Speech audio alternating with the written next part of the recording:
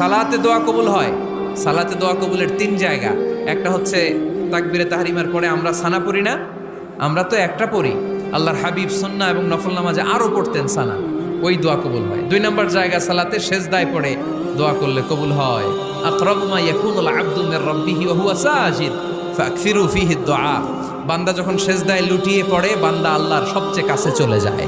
তা কিন্তু বিশ্বনবী বলে, সেজদাটা তোমার রবের কুদরতি পায়ের উপরে পড়েছে।